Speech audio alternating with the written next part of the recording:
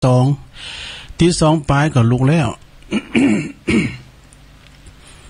ความจริงก็ลุกตอนมาตีหนึ่งเนาะเมื่อเจ้านะ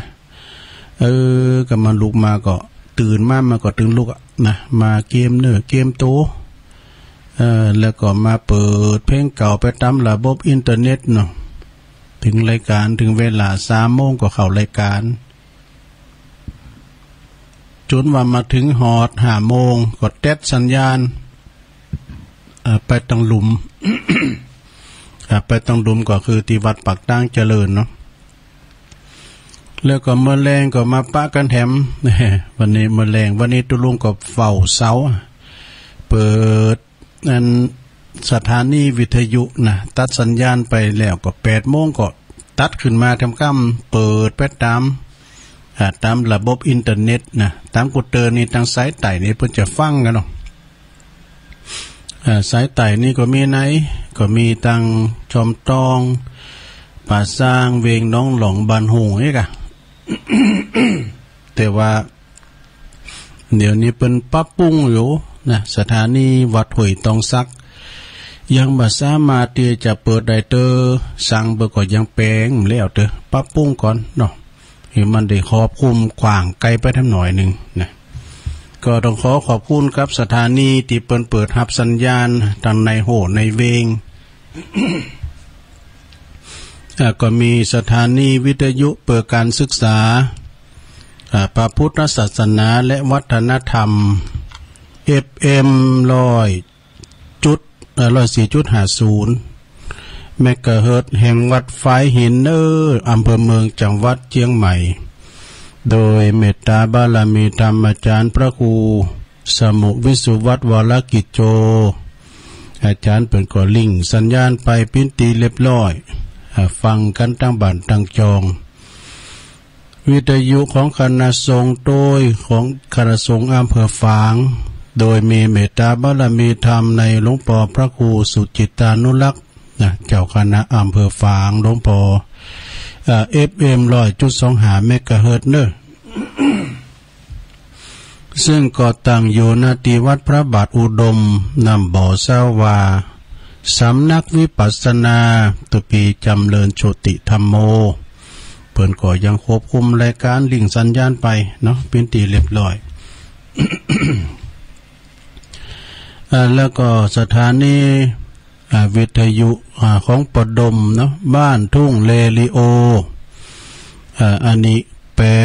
89.50 ซึ่งตั้งอยู่ที่บ้านป่าซักแล้วก็ตำบลบ้านกลางอำเภอสันปัดตองเนอะปอดมแม่เทมวันพุทธวงศ์เปิ่นถวายเวลา1 ชั่วโมงก็ตามปกติกันไก่จะถึง4 โมงก็ลารายการขอบคุณปอดม ขอบคุณบ้านทุ่งเลลิโอ ที่เปิ่นมอบหมายถวายเวลาต่อจากนั้นก็มาต่อชั่วโมงที่2ซึ่งก็วัดฝายหินก็ดีฟางก็ดีเปิ้นอยู่ที่เก่าแล้วก็สถานี106.25 นี้มนต์เสียงธรรมจากแม่แจ่มเน้อก็รับสัญญาณอยู่ก็ขอบคุณทางเมตตาบารมีธรรมหลวงพ่อพระครูมงคลวิสิทธิ์นะหลวงพ่อใหญ่เฮาก็เปิ้นก็ตั้งสถานีไว้บุญดอยบน ขอบคุมรายการเนาะขอบคุมพื้นที่หลายพื้นที่พี่น้องทางแม่แจ่มก็ฟังกันหลายเนาะขอบคุณทางตุปีอุทัยโดยมันพอให้นี้นะก็มันปืดซ้ำอยู่นะ ประวัติศาสตร์จะซ้ำรอยปิดแล้วเนี่ยเพลงไหน ว่าเนี่ยปืดไปมันจะลายมาเทศกัน2 วันซ้ำสถานีแถมเนาะไหนแถมนี่โอ้ฮอดนี่เปิดฮับเจ้านี่เด้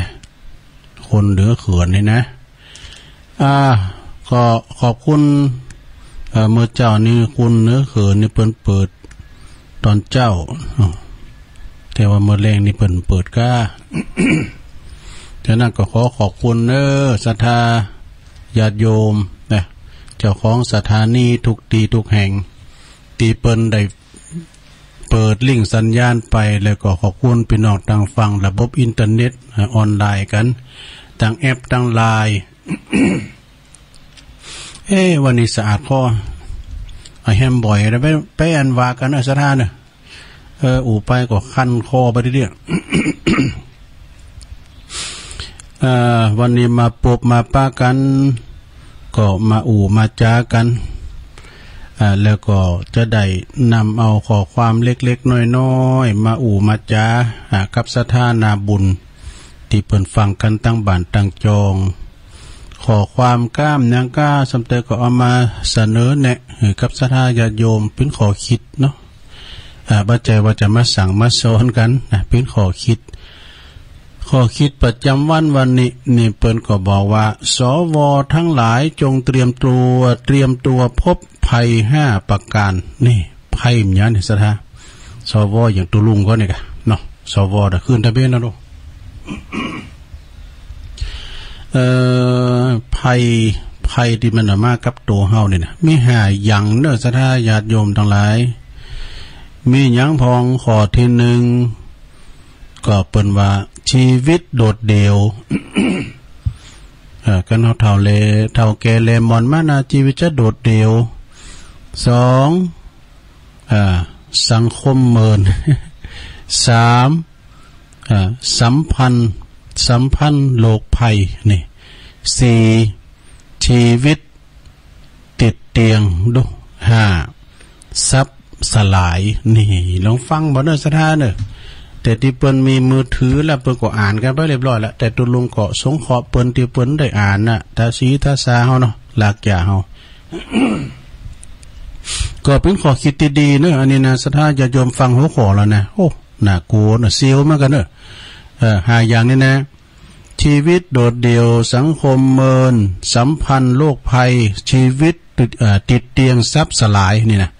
มันจะเป็นจะได้เดี๋ยวมันจะมีเป็นขอนะแต่ถ้าอธิบายให้สถาได้ฟังเนอะกันคอนมีเฮ็ดก็ยังแควหน่อยนะอันนี้นะกันคอนมีเฮ็ดก็ยังวาเนอะอย่างตุลุงเขานี่กะความจริงผู้สูงวัยต้องเผชิญแน่นอนอันนี้เป็นความจริงนะข้อที่1นี่นะความโดดเดี่ยวในบั้นปลายชีวิตนี่ระวังไว้เนอะสถา ข้อที่1นี่นะความโดดเดี่ยวในบั้นปลายชีวิตมีคนจำนวนหนักแล้วก็จำนวนคนรอบตัวเขานี่นะจะลดลงเลยคุณอยู่ไข่เคียงเขานี่นะจะลดลงเลยเพราะว่าจะเป็นคุณลุนปอคุณลุนแม่คุณลุนปู่ย่าตายายส่วนมากส่วนใหญ่นี้หายกันไปแล้วนะคุณที่อยู่ในวัยเดียวกันกับเฮานี่ก็จะเริ่มประสบกับปัญหาในการดูแลตัวเองของเนอเนาะ พอก้อยดูแลอัตโนนาโถนะสถานเด้ออย่างเปิ้นมีลูกเต่าเหล่าล้านเลี้ยนหนักก็เป็นยังแต่ว่าต้องพอก้อยดูแลคุณเฒ่าคุณแก่จะเปิ้นโดดเดี่ยวนะคนรุ่นหลังรุ่นลูกรุ่นหลานเนี่ยเขาก็หนูกำลังงนกับชีวิตในการครองในการนั้นการงานของเขาเนาะโนคาเวกาการเนี่ยมันได้มาพอมากกว่าดูแลพ่อแม่ให้เลยนะคุณวัยชราเขานี่นะวัยสวเนี่ยแล้วก็คู่ชีวิตของเขาเองก็อาจจะจากไปก่อนแล้วเนาะจากไปก่อนแล้วเร็วกว่าเขาอย่างที่คาดไว้อาจจะจากเลี้ยวไปอย่างดีเร็วกว่าเฮาที่คาดไว้ อยู่ด้วยกันมาจนเฒ่าแก่เลมอนเนาะ2เฒ่าฝ่ายได้ฝ่ายหนึ่งลุ่มหายแต่จากไปกว่าเลยคนเดียวอ่ะเนาะดังนั้นเนี่ยเฮาอาจจะถูกทิ้งให้อยู่กับวันเวลาที่วางเปล่าเนอะนี่คนเดียวเฮาก็จึงต้องเล่นเฮนหูที่จะอยู่คนเดียวหือใดนะยอมรับกับความโดดเดี่ยวในบั้นปลายชีวิตที่จะต้องเผชิญถ้าแต่ก่อนลูกละล้านทิ้งบ่มีไผพอก็ดูแลก็พอก้อยตัวเก่าเนอะศรัทธาเนอะมีอันปึงอันยังไว้ ข้อที่2เนาะสังคมนี่เป็นยังไง ก็จะเริ่มสังคมก็จะเริ่มให้ความสำคัญกับเฮาน้อยลุงลดน้อยลุงติ๊กๆก็สังคมนี่นะเนี่ยบ่ว่าจะในอดีตบ่ว่าในอดีตเฮาจะเคยยิ่งใหญ่นะหรือว่ามีจื่อมีเสียงนาแค่ไหนก็ตามความชราเนี่ยจะถ้ามือเปลี่ยนแปลงเฮาชีวิตกลายเป็นเพียงชายแก่ๆหรือว่าหญิงแก่ๆธรรมดาคนหนึ่งต่ออันเนี่ยโอ้มก่อนนี่ต่อสมมุติเลยนะเฮานี่เคยเป็นทหารชั้นผู้ใหญ่เคยเป็นตำรวจเนี่ยเคยเป็นครูปอครูเคยเป็นปอเคยเป็นหนานหลงเนาะแต่ว่าเฮาแก่แหลมหมดมาแล้วอำนาจเฮามีแล้วเนาะสมมติเคยเป็นใหญ่เป็นโตเนาะเฮาเด่นแล้วอยู่ไว้ชราแล้วหาตีปึงเขาบ่ได้แล้วนะมันเป็นตีปึงเขาแล้วสปอตไลท์เนาะเคยส่องตรงมาทุกดวงมาตรงที่เฮาก็จะยุดฉายมาที่เฮาทันทีแล้วเฮาก็จะต้องฮัดนะจะต้องฮัดพอใจกับการยืนในมุมห้องหรือว่าเงามืดอย่างเงียบเพียงคุณเดียวเฮาก็ต้องเห็นหู้แล้วก็ยอมรับยินดีในภาพที่หันอยู่ตรงหน้าโดยปราศจากการอิจฉาริษยาหรือวานขับเคี่ยนใจใดๆทั้งสิ้นนี่อันนี้ข้อที่2นะ ต่อไปก็จะเป็นข้อที่3นะจะเป็นข้อที่3ถนนสายโลกต่างๆนะเฮาสวเนี่ยก็ระมัดระวังพองถนนสายโลกต่างๆมันมีหยังความเจ็บป่วยเมื่อยไข้หยังต่างๆนี่กะมันพร้อมที่จะมาเกิดกับเฮาได้ตลอดเวลาถนนสายโลกต่างๆโรคเก้าเบาหวานไขมันความดันหยังต่างๆนี่นะเช่นว่าสิ้นเลือดตีบตันสมองฝ่อหัวใจเต้นผิดปกตินี่ไทรอยด์เป็นปิดเนี่ยรู้อารมณ์ก็จะแปรปรวนการหลงการลืมหรืออัลไซเมอร์ก็จะมาอัลไซเมอร์นี่นะความจำเลื่อนๆก็จะมาเยือนเฮาสิ่งเหล่านี้เฮาก็จะต้องเห็นหูนะจะต้องเห็นหูที่จะอยู่กับความเจ็บป่วยหรือยอมหับมันแล้วก็ดำเนินชีวิตด้วยกุศโลบายแน่กุศโลบายคือมีจิต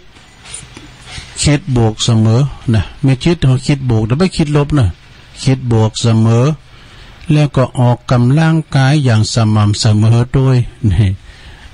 ออกกำลังนี่แหละเป็นละแต่เป็นการออกกำลังกายเนาะเช่นว่าการเดินหรือว่าการเที่ยวเนี่ยวันละ30หรือว่า45นาทีเป็นประจำดูซะนะควบคุมการกินอาหารให้ถูกสุขลักษณะโดยพักผ่อนให้เพียงพอนี่อันนี้นะดูแลตัวเก่านะลงเนอะ อันนี้ข้อที่3นะพอก็ดูแลออกกำลังสม่ำเสมอเอาข้อที่4นี่ชีวิตติดเตียงเนอะอันนี้นะอันนี้ก่อนนักเกเหมือนกันเนอะข้อที่4ชีวิตติดเตียงต้องเตรียมตัวให้พร้อมเฮาจะถูกดูแลโดยคนอื่นเฮาจะถูกดูแลโดยคนอื่นบ่เหมือนเมื่อเฮาแลเกิดนี่สิ่งที่แตกต่างกันก็คือครั้งนั้นเฮาวันเคยมีแม่เนาะมีแม่พอคอยดูแลเอาใจใส่อย่างตลอดเวลานะด้วยความฮักความห่วงอย่างเมื่อเป็นน้อยอย่างเมื่อเป็นเด็กโดยความฮักอย่างสุดหัวใจแต่เมื่อไก่วันที่เฮาเนี่ยจะ เมื่อไก่วันที่เฮาจะจากโลกนี้ไปเฮาก็บ่มีแม่เหลืออยู่แล้ว แม่เฮานี่มีแล้วไปหมื่นแล้วไอ้น่ะเนาะ อาจมีญาติใกล้ชิดมาดูแลหรือว่าอาจมีพยาบาลมาดูแลเฮาแต่ต้องยอมรับว่ามันบ่เหมือนกับการดูแลของแม่ที่ดูแลเฮาในวัยนอนแบบเบาะแน่นอนโหไปเหมือนกันเนาะเหมือนกันแหละ ดังนั้นเนี่ยสดาญาโยมทั้งหลายจงฝึกอยู่นิ่งๆอย่าจู่จี้ขี่บนเนอะจะไปจู่จี้จุกจิกขี่บนขี่เสียมว่าเพิ่นว่านะอย่าทำตัวให้เป็นตีลำบากของคนอื่นคือลูกคือหลานได้ลำบากนักใจน่ะจงรู้สึกพอใจในสิ่งที่ได้รับได้ปิน ที่ได้รับได้ปินนะซะนะอันนี้นะจะไปจู่จี้จุกจิกจะไปขี่บนอันนี้นะเนาะต่อไปข้อที่5ข้อสุดท้ายญาติโยมทั้งหลาย ข้อสุดท้ายข้อที่5ทรัพย์สมบัติเงินทองที่มีอยู่ต้องหลีกเลี่ยงการนำไปลงทุนแล้วจะไปลงทุนเด้อนะหรือว่าเปิ้นยิบเปิ้นยืมเป็นเด็ดขาดถ้าว่าเปิ้นยิบเปิ้นยืมนั่นแหละเปิ้นสายเฮาได้เยอะจะได้เนาะเพราะเฮาก็จะหมดเวลาเฮาจะหมดเวลาแสวงหากำไรแล้วมันมีแล้วจะไปลงทุนกล้าขายไล่ลองไหวละมันก็จะบ่ไหวแล้วก็ห้ามพยิบพยืมเนอะนะบ่พยิบพยืม ดังนั้นเนี่ยศรัทธาญาติโยมผู้สูงวัยเฮาทุกคนจงมองชีวิตนะเพิ่นว่าจงมองชีวิตตามความเป็นจริงพอใจในสิ่งที่ได้รับแล้วก็ยินดีกับสิ่งที่มีอยู่เนาะแล้วก็ใจชีวิตหือสนุกขณะที่ยังทำได้อย่าเอาเรื่องยุ่งเหยิงของสังคมเรื่องการเมืองเรื่องอย่างต่างๆมายุ่งเรื่องของลูกหรือหลานมาเป็นปัญหาของตนเองนะอันนี้นะจงใจชีวิตอย่างเจียมเนื้อเจียมตัวเปิ้นว่านะอย่างเรียบง่ายต่อไปมีขอต่อรองอย่างนะเปิ้นเย็นอย่างไทยมาอย่างกินนะก็กินไป อย่าแสดงตัวว่าเก่งเพราะกึดว่ามีประสบการณ์สูงและผ่านยังมาหนักมากมายเมื่ออายุยิ่งหนักก็ยิ่งต้องให้ความสำคัญเคยจามว่ะเดี๋ยวปิดไม้มันเต้นเลยกะยิ่งเมื่ออายุนักก็ยิ่งต้องใจความสำคัญกับการอ่อนน้อมศรัทธาเนี่ยสมมุติเราเฒ่าแก่เลมอนมานะต้องใจกับความอ่อนน้อมใจแล้วก็เคารพเกียรติกับผู้อื่นนักขึ้น จะไปอย่างเฮาหนุ่มๆนั้นได้ละใจความอ่อนน้อมถ่อมตนไปนะชีวิตของคุณเฮานี่เป็นส่วนหนึ่งของธรรมชาติควรปล่อยวางจงใจชีวิตที่เหลืออย่างสงบสุขุมเพียงพอกับการเป็นผู้สูงวัยนี่จบลงไปซะนะอันนี้นะเป็นข้อคิดดีๆเนอะซะนะนี่นะเป็นข้อคิดดีๆกำแล้วเนี่ยเปิ้นมีหลายอย่างนะคือว่าข้อหนึ่งชีวิตจะต้องโดนโดดเดี่ยวแน่นอนข้อที่2สังคมจะเมิน3สัมพันธ์โลกภัย4ชีวิตติดเตียง5ทรัพย์สินสลายนะมันต้องไปลงทุนนะอันนี้นี่ เป็นข้อคิดที่ดีศรัทธาญาติโยมทั้งหลายสวเฮามันต้องมีข้อต่อรองอย่างซากสิ่งอยู่กับลูกกับหลานไปปิ้นลมโพลมใส่ปิ้นตีปรึกษาลูกหลานไปเนาะเวลาลูกหลานเฮาเย่บ่ใจใส่บ่ถูกเฮาก็ตักเตือนนะตักเตือนว่าอย่าอ่านอย่างมันถูกแน่นเฮาก็ตักเตือนไปจะไปขี่บนจะไปขี่แซมเปิ้นว่าจำไว้นะอันนี้อย่างนึงอันนี้แฮมแบบนึงนะถ้าคุณเฮานี่เป็นผู้นำก็ดีหรือว่าเป็นชีวิตของตัวเองมีจุดยืนของตัวเอง เปิ้นว่าจำไว้นะลูก สาวายนะเนาะเปิ้นเขียนมานะหูอย่าให้ใครมาเป่าเฮ้ยว่าเป่าหูเลยนะหัวอย่าให้ใครมาปั่นเนี่ยปั่นหูมันน่ะเนี่ยจมูกอย่าให้ใครมาจูงเนี่ยใจก็อย่าให้ใครมาหลอกเนี่ยไปหลอกกันเนอะ อันนี้ก็เป็นกรรมของเมจัน เมเดือนเพ็ญเนาะโอ้เป็นกรรมดีทางหน้าตุลุงก็เอามาแหมเอาพองให้นะมันเป็นแนวทางดอกศรัทธาเนาะพี่ขอคิดจะดีนะเนี่ยนะโอ้ขอบคุณแม่เดือนเพ็ญแต่ก็ยายจันคุณยายจันด้วยต่อไปก็เอานี่มาว่าทำกรรมหนึ่งเกินศรัทธาญาโยมทั้งหลายพระจะไปขี่เกตนี่มันว่ากรรมกันขี่เกตเป็นแมลงวันโอ้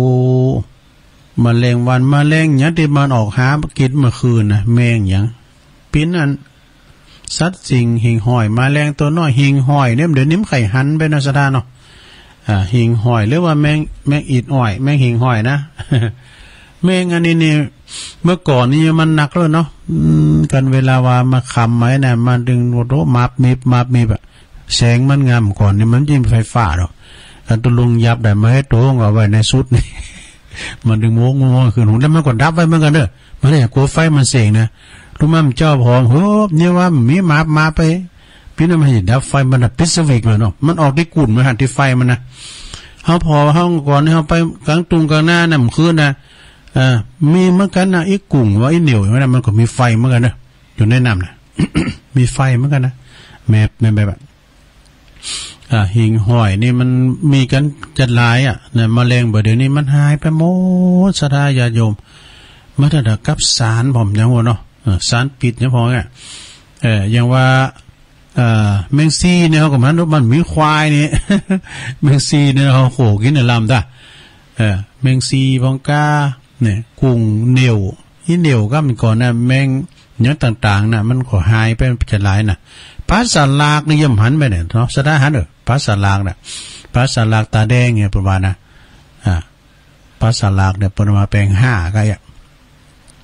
ภาษาตกนี่ก็จะมีอยู่อันนี้ก็ขี้เกียจเป็นแมลงวันขยันเป็นแมลงผึ้งคุณสมบัติของแมลงนะนั่นก็คือถ้าว่าแมงมุนนี่นะแมงมุนเนี่ยมันขี้ข้าน1มันขี้ข้านแล้วก็2มันสอบขโมยของเขากิน 3มันสอบของเหม็นเนี่ยแมลงอันนี้มันเป็นแมงมุนแต่คุณย่องเพราะว่าแมงมุนนะเนาะพ้องกับว่าแมงงนเนี่ยนะคุณลาวก็ฮะคุณเมืองเนาะแมงงนเนี่ยใช่แมงงนเนี่ยเฮานี่เขาว่าแมงมุน แล้วก็ถ้าว่าคุณสมบัติของแมลงผึ่งเนาะมันเจ้าแมลงวันนะแมลงวันกับเหลือกนี่คล้ายๆกันนะลงเด้อ แมงเหลือบนะเหลือบลิ้นลายยุงเนี่ยกะมันเป็นนั่นแมงมันครับแมงมุนตัวโหลงนี่กะก็มันจับเฮานะมันจะจับได้นะมันจี่เฮานะมันแทงมันเอานั่นแทงนะมันดูดเลือดอย่างเอาไปลากฐานก่อนนางไปโง่ไว้นะเป็นโง่แล้วมันนั่นที่คอมันยานยะโง่เลยนะมันยานแล้วมันมาเอาหมูย่านนั่นนะเป็นจะหลายแหละโง่ก็ดินว่านี้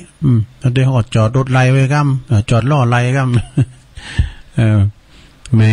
งเหลือบเนี่ยเพราะว่าแมงมุนกินย้อนเหลือกบ้าเนี่ยแล้วก็อันนี้เป็นแมลงผึ้งนี่แมลงผึ้งนี่คุณสมบัติเป็นสอบขยันด้วยมีความขยันขันแข็งผึ่งนี่นะก็มันมีห้างมันมีหานะก็มันจี่เฮาไอ้โตนะก็ระวังไว้มันระวังไว้นะสะท้ามันจะเอาจมูกมาเรียกมันคล้ายๆก็มันสัญญาณมันจะหับคืนอย่างได้กับพวกนั้นมันจะมีโทรศัพท์มือถือมันแต่ก็มีอันเตือนลงไปช่วยงานวัดนึงนะก็อยู่เจ็ดไกลเนาะจี่ตวงเนาะจี่ตวงก็เดี๋ยวมาแล้วมาเป็นหมูทุลุงได้เข้าในห้องกระจกน่ะปวดโทมันถ้าโทหากันอย่างพวกเนาะมันมีความขยันเนี่ยมาแรงผึ่งนะโอ้ปีนี้ขึ้นมีหอสถาญาโยมยินดีแต่ที่มันมีนี่นะ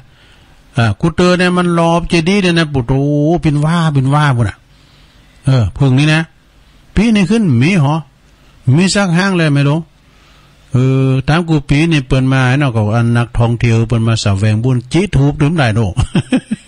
กันจิตถูกก็เป็นฮู้เลยอ่ะแต่กันวุ่นๆเฮาก็ว่าเอ้ยตุโลกเปิ้นก่อนนั้นเรียกอ่ะก่อนจะที่นี่นะเปิ้นมาขอขมหือห้างนิจาดใหญ่แหละมันติดอยู่ที่ก้มขามสะท่ามาตุโลกขอเอ็มได้เปิ้นนี่ฮ้อนมาเปิ้งเย็นสู่เขามาแย่เปิ้นน่ะอยู่ในขวงแก้วอารามเขตอภัยทานบ่ยะไอ้ดอกแล้วอันแมงนี่นะก็มันเก๋ตัวมานะมันสูกว่าเขาว่าไปมีตุลุงก็โดนจีไอ้ทหารทรยศเนี่ยไอ้ทหารกบฏเอาไปเด้อบ่สู่ขอเอาไปเด้อเหงือไปโวยหมู่ข้านี่มันซัดไม่ปิดนี่นะซะแต่ไปประมาทมันเด้อตุลุงดึงประมาทดูซัดไม่ปิดนี่นะมันจะจี่เฮาก็มันไว้ใจบ่ได้นะมันไว้ใจบ่ได้ปิ้นโตก้าเตนก้าเนี่ยหมดเนี่ยเนาะพึ่งมรณะเนี่ยเคยจี่คุณตายมากกว่ามีนะพึ่งเนี่ยแต่ต่อเนี่ยขยันเป็นแมลงพึ่งเนี่ยแล้วก็สองแมลงพึ่งเนี่ยมันชอบของหวานหอมแต่มันไปเอาเกสรดอกไม้เนี่ยน้ำผึ้งเนี่ยน้ำผึ้งแต้ด้วยน้ำผึ้งเนี่ยเปิ้นเอามานะเปิ้นมาขายเป็นน้ำผึ้งแต้บางพองเปิ้นเอามาบีบตรงนาด้วยนะมาบีบตรงนาน่ะเป็นน้ำผึ้งแต้แล้วก็สามนี่หักความสามัคคีแต่กับผึ้งนี่มันสามัคคีกันนะเหมือนกับหมดสุ่มนี่ก็นะมันสามัคคีกันนะโตมันชนะเพราะจ้างบ่นี่ชนะเพราะจ้างเพราะไหนเพราะว่าจ้างมาคุยเตหังบ่โดเตหังมสุ่มพอดีมสุ่มมาก่อนเข้าไปในหูดังบ่เนาะงงมาเนาะไปคบพวกกันในหูดังไปยื้อมันได้พูดโตห้องว้าก็ว่าจ้างไม่มีการเนี่ยมันสามัคคีกันก่อนมันก็หนังสือก็ได้ตองอยู่เนาะหนังสือตุลุงก็ได้ตองหมดหมดแดงเล็กเลี้ยวแรงแข็งขยันใครมาทำลายที่หลังมันก็วิ่งกรูกันมาทันทีนั่นน่ะสู้ได้หรือไม่ได้ใจสาหัสปากกัดก้นต่อยไม่ถอยหนีก่อนเวียนนักเรียนนี่จำได้เนาะมันจวยขนาดอันแมงมันมีความสามัคคีอย่างพึ่งก็ดีอย่างงั้นหมดสุ่มก็ดีนะมันของล่ำมันเนี่ยแต่ไข่มันว่าเนี่ยลูกแต่ไข่มันเนี่ยเอามายำเมาะ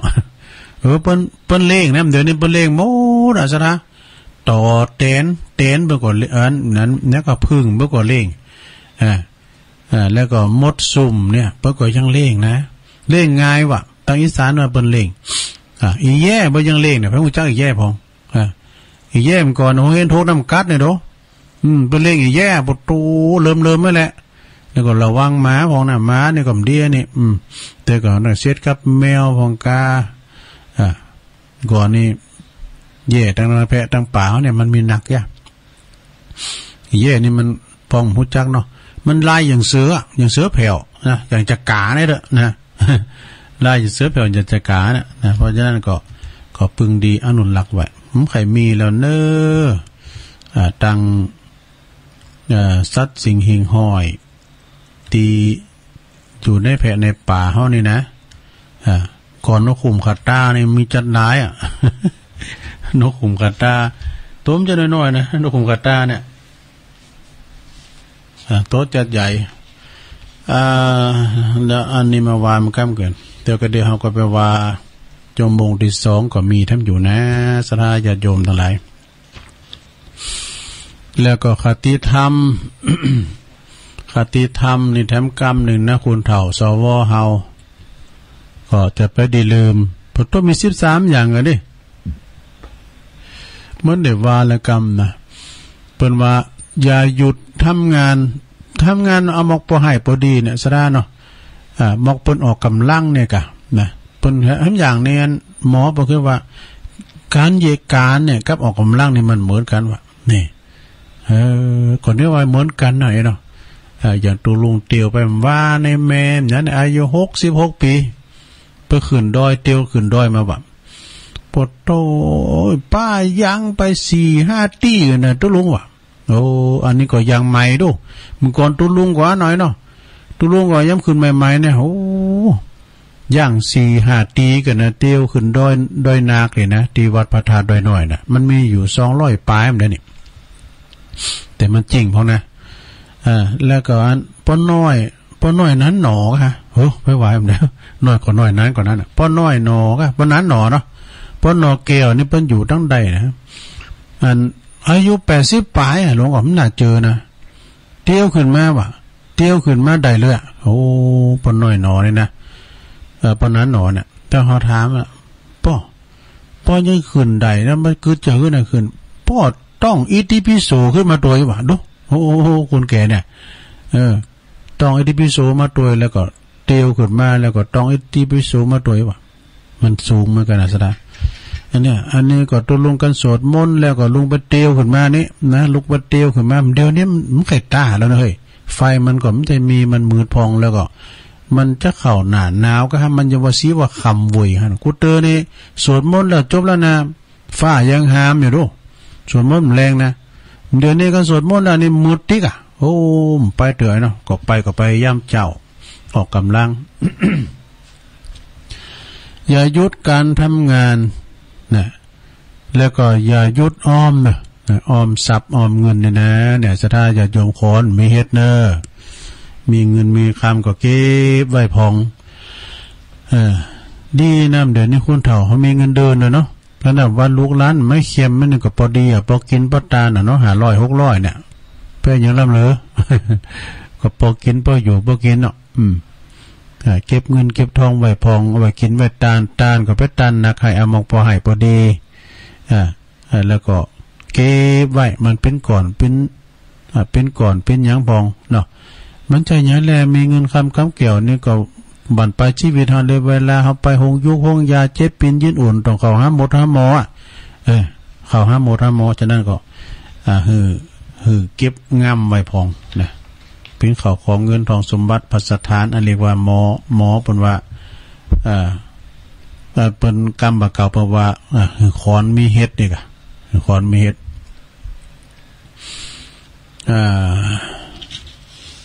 อันนี้ก็เป็นทำเลิงหนึ่งเนาะศรัทธาญาติโยมทั้งหลายเอาเฮ็ดตะอีกกันบ่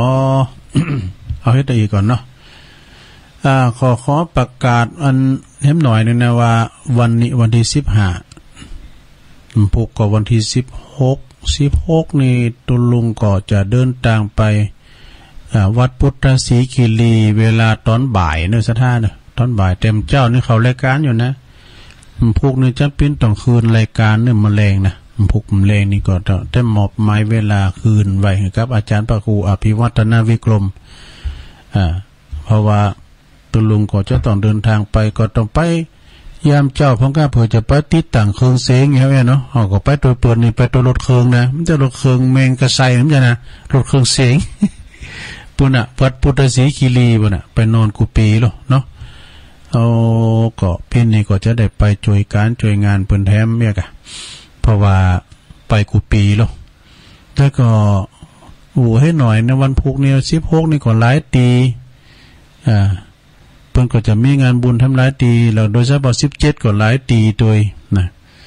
มันตรงกันหลายตีเพราะว่าจะกินสลากหากไม้ก็งานบุญกฐินก็เนี่ยมันหลายตี17นี่หนักเด็กเนาะผมจะว่าเนี่ยแหละมันเป็นวันเสาร์โดย17-18เนี่ยนะเพิ่นก็มาตอดกฐินก็อย่างตุลุงวาน่ะปีนี้ในรู้สึกว่ากฐินหนักหน่อยซะท่าเนอะกฐินหลายสวนกระแสเหมือนกันเนอะวัดในทุกวัดนี่ท่านได้หมดค่ะฮะเนาะฟังตุลุงประกาศเนี่ยมีหลายตีและตีห่มหู้ทั้งก็จัดหนักจัดหลายซะท่าเนาะก็ยินดีโดยก็ช่วยกันทนุบำรุงตังวัดวาอารามเปิ้นกึดเปิ้นสร้างหยังก็จะได้แล้วโวยปันลูกปันแล้วนี่นะเพราะว่าวัดแต่ละวัดเปิ้นก็แปลงนะกึดสร้างห่างแปลงไปกันมาพี่น้องบ้านเฮาคันคหะบ่ดีก็จังแควนพองกันมันมีหลายอย่างบ้านนักนี่เนาะ ถ้าว่าบ้านน้อยก็มันก็เป๊ะอย่างกว่านานแล้วถ้าเฮาก็หูกันอยู่20ก็100นึงได้น่ะเก็บกันนะขอเก็บกันเฮือละ100ให้แนวเดือดร้อนกันเนาะทางบ้านทางจ้องมายังแควนหน่อยนะอาจจะเป็นการจ่วยเหลือกันเพราะว่าตั้งไต่เนี่ยเปิ้นโฮมแพ้ก็โฮมบ่แหละนะตุลุงกดตาในกุฏิแต่มันตาหนักกดตาหน่อยแล้วแต่เนาะวันนี้ก็ได้จ่วยหลวงพ่อศาลาก็มาเยกันแต่เฝ้าเสาเข้าออกเหมือนกันเด้อเข้าออกกับสถานีนะกลัวเทปมันหมดเนี่ยเทปมันหมดก็ต่อแถมนะมาถึงบ่าย3 โมงก็เข้ารายการตัวเนี่ยผู้ก็บ่ายตี 3ก็เข้ารายการทำแม่เนาะผู้ก็ฟังทำเด้อตอนนี้ไปตุลุงก็จะเปลี่ยนบรรยากาศเนอะสถานเนอะจะเปลี่ยนบรรยากาศเด้อแถม15 นาทีนี่ทรงแรกนี่นะก่อนที่เขาจะได้ลาคืนของประดมบ้านทุ่งเรลิโอเขาจะเปิดสายพอนะติเปิ้นจะโทรมาเพราะว่าเมื่อแรงนี่มันเหมือนเจ้าเมื่อแรงในสายจะห่างบองนี่นะแล้วก็ชั่วโมงที่2ซ้ำห่างชั่วโมงที่2นี่เปิ้นเพราะว่าประดมเขานี่เปิ้นถวายเวลาชั่วโมงเนาะแล้วมันก็จะห่างพองพอสายไต่ก็ไม่ได้ยินกันนะสายไต่ได้ยินพองก็ยังแควนหน่อยนี้มันเจ้านี้ไม่เพ่นก็โทรมาเราได้สว่างตาด้วยแสงไฟน่ะเพิ่นฟังคืนไหนมันได้ถามป่ะเนาะแต่ก็เจริญปอนครับภาษาครับสุลุงโอ้ปอน้อยบุญปันได้โอ้ยดีใจเนี่ยมาเป็นสายแหลกเบอร์แหลกฟังสุลุงตลอดแล้วแค่โทรมาไลยเพิ่นเป็นยังก็โทรมาก็จะหัวเพิ่นฟังหายอยู่ถึงวันแล้วแต่เจ้าก็ฟังนะสุลุงงูเห็นก็ได้ยินอยู่นะดีจ้ะขอบคุณจะรักที่คิดถึงกันนะครับโอ้ดีใจดีกี่วันละแล้วก็ลุงเนาะแต่ก็ตอนที่11 พฤศจิกายนเนี่ยเนาะแล้วแบบมากแล้วแบบนี้ก็ยังเกิดขึ้นนะ11 พฤศจิกายนปักกันแน่นอนที่ลอยต่อเนาะดอยดังแก้วว่า42 เมืองพุ่นละนั่นแม่น่ะโทคุณจันลายเด้อครับผมแม่จงดีเขาคู่กับแม่จงดีไว้เรียบร้อยแล้วถึงรถถึงรางก็นั่นน่ะดีแล้วโทโอ้คุณจันหนักแก่ไรไปเดี๋ยวก็จะไปกราบไปตุลุงหับสักครั้งเลยตุลุงว่าจะไปนอนบนเลยกะเปิ้นว่าเนี่ยมันเป็นนอนครับผมไปกับหลวงพ่อมาเนี่ยตุลุงเป็นกำลังใจให้ดูเนอะปอนเพิ่นว่าตุลุงไปนอนพวกก่อนเลยน่ะเฮาก็ขอตุลุงหลวงพ่อมานิดไปนอนกัน2 คน2ก็เจริญปอนฮัลโหลติดแล้วราชการเจ้ายายพรร้องวัวแดงส่วนกำแพงเชียงใหม่มาแล้วยายพรฟังเจ้าหรอครับวันนี้หมาน้ำเลยมาเบอร์2เนี่ยฟังเจ้าเลยล่ะนั่นนะดีจ่าโมงมันฝนตกเจ้าฝนตกนี่ก็อ่อยหน่อยนี่จ้ะบอกเมย์เมืองฝันแต่นี่โต๊ะนอนเดียวไหมโอ้บ้านนี้ตกขนาดละโอ้ดีกะลองเดี๋ยวนี้กำลังแดดเดี๋ยวนี้เนี่ยโอ้มันย่างแล้วลูกเมื่อตอนเนี่ยกินข้าวตอนเนี่ยฝนตกโอ้ตกหนักเนี่ยกันตกบาเนี่ยตกหลายโธ่ตกหลายดีแล้วมันจุ่มเย็นหน่อยแม่พรเนาะไม่แดดนะเดี๋ยวนี้แดดแล้วตอนนี้ก่อนจะมีแล้วเหรอแดดแล้วเนี่ยเจ้าก็มืดมากำโอ้ของงานบุญก็มีหลายตีกันมันตกซุกงานไผก็ลำบากหน่อยเนาะงานภาคสนาม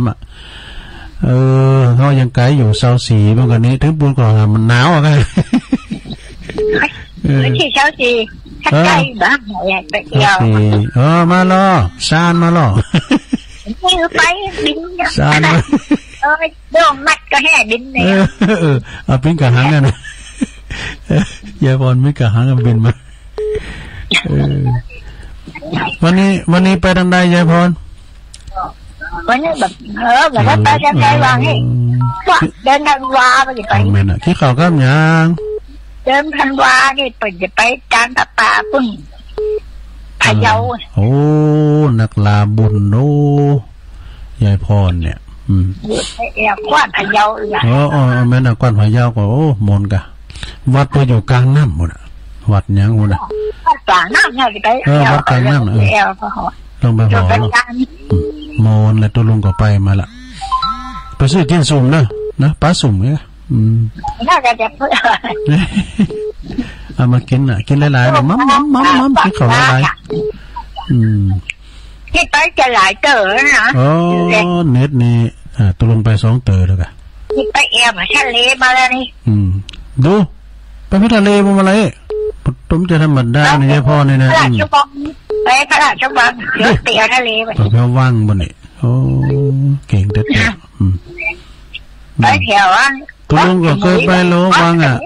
ตัวลุงไปวังเมื่อไหร่ไปไหนวังกูนี่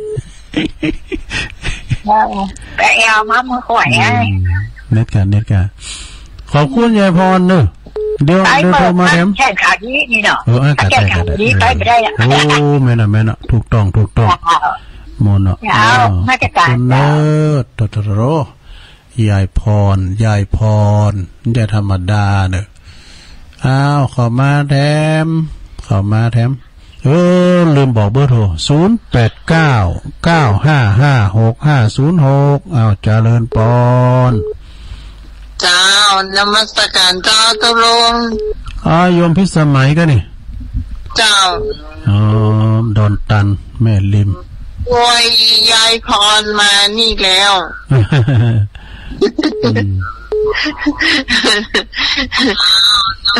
กูจะเป็นพระอาจารย์เอาละกาแล้วนี่แต่กะพระอาจารย์นั่นก็จะไปนอนหรอฮะพระอาจารย์เอาละนะจะเตียนดีเนาะแต่ทำเก่งแต่ผ่านเก่งแต่เน็ตกะนั้นเป็นมีสีสันด้วยสีสันวัดใดน้อยของตุลุงมีวันที่24เหมือนกัน24อันบ้านน้องขอซ่อมจะไปต่ออันเจียงดาวกสินเจียงดาววัดบ้านปงตำบลแม่นะอำเภอเจียงดาวถ้าจะขนหมวกไปด้วยขนหมวกอย่างที่เอาเพื่อวัดเนี้ยช่างเครื่องอ่ะเดี๋ยวก่อนเลขาเจ้าคณะอำเภอช่างเครื่องอ่ะเป็นอุดรนะครับวัดพารามวัดอย่างก็บ้านอย่างแต่มันเสียชีวิตไปแล้วนี่เป็นอุดรนั่นแหละเอาฮื้อไป331ปลายปีที่แล้ววันเกิดน้องพอดีแต่ปีนี้เนี่ยจะไปญี่ปุ่นน่ะแม่นะพนะอำเภอแม่นะเชียงดาวจะโคนไปตัวปีนี้นะเป็นกฐินเจ้าขอบคุณโยมพิสมัยหนักๆเด้อจ้านมัสการบุญรักษาสาธุวันที่เขาได้หมวกกับปอดเดินมาถ้ามีนั่งนักท่านว่านี่ก็ท่านพระคุณเมธเนาะเจริญพรท่านว่านี่เพิ่นก็จะมีงานเนาะบำเพ็ญกุศลศพประชุมเพลิงศพ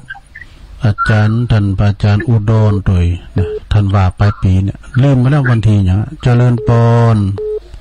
ครับลุงตั้งได้ขอปูขันเหนือเป็นนั้นปูขันเหนือมาแล้วปูขันเหนือฟังเด้อดีกะเจ้าก็ฟังเจ้าก็โทรมันได้เหรอเจ้าก็โทรว่าถ้าโดยทันแล้วปูขันเหนือฟังคืนนั้นไฟหินน่ะเนาะวันนี้เหมือนจะไปทางไหนเนาะฮะเฝ้าเสาเนี่ยกะไม่ได้ไปไหนแหละเอาเสาเฝ้าวิทยุเนี่ยผมเข้าหน้าปัดวิทยุดีกะเข้าเสาผมเข้าหน้าปัดโอเคหมดแล้วเนาะเมื่อนั้น